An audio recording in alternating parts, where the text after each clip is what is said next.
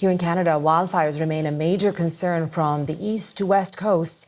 Firefighters continue to battle 3 raging wildfires in Newfoundland, and the weather isn't helping those efforts. Hot, dry conditions persist with no rain in the forecast. 2 of the fires are on the Avalon Peninsula. The other is in central Newfoundland, just south of Bishop's Falls. And just a short time ago, the province's premier provided an update stressing that there is a province-wide ban on fires. To have a provincial fire ban in place, and the day the ban is in place to have bonfires here in the city, I'm so disappointed and frustrated and angry. I understand life in Newfoundland and Labrador, and part of summer life is having bonfires on the beach. And it is part of our life. It's enjoyable, it's fun. I mean, people come from all around the world to do these things here in Newfoundland and Labrador. But Minister Haggie also said the province is a tinderbox right now. The island is a tinderbox. Nobody wants to be responsible for burning down communities. So please, just think about the consequences of your actions. During today's news conference, Premier Hogan thanked other provinces for helping battle the wildfires in his province, but he noted 800 wildfires are burning across the country and sharing resources would be challenging. CBC's Brett Ruskin is tracking the wildfires in Atlantic Canada. He joins us live from Halifax. Brett, some strong words from Premier Hogan there. He seemed very emotional. He said he was disappointed. What more did the Premier of Newfoundland and Labrador say about the wildfires raging in his province?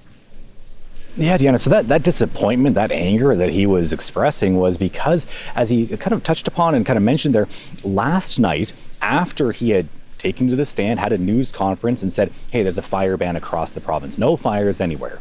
That night, just a couple of hours later, there were 3 bonfires that police were called to in the St. John's area. And so that explains some of his frustration. Now, obviously, we know that, as he said, as his fellow minister said, that it is a tinderbox in Newfoundland and Labrador with dry conditions throughout the province. The 3 fires that the officials are working on right now include the one in Adams Cove. That's near Kingston. It was called the Kingston Fire, can now move towards Adams Cove. Increased in size overnight, doubled in size to around 1,400 hectares, up from around 700 hectares or so yesterday. That was the fire that claimed, that destroyed and damaged about a half dozen homes in the Broad Cove area. And so that is one fire that's being treated and fought against with 3 water bombers, 3 helicopters, 20 personnel on the ground as well.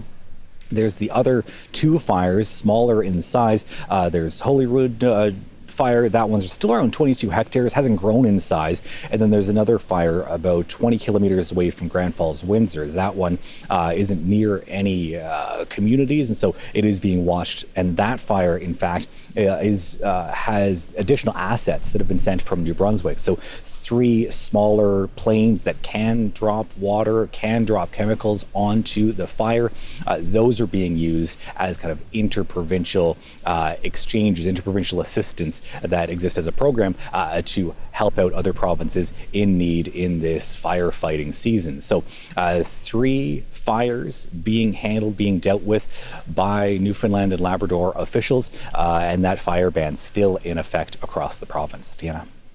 Brett, and speaking of tough words, we do know that Nova Scotia Premier Tim Houston announced some strong measures for the province of Nova Scotia. You know, lots of people love to come to Nova Scotia to enjoy the nature. I think you're standing in one of the landmark parks of Halifax. What can you tell us about what Premier Houston said? Yeah, it says right there in our license plates, Deanna, Canada's ocean playground. Lots of folks like to come to Nova Scotia to enjoy the scenery, enjoy the outdoors.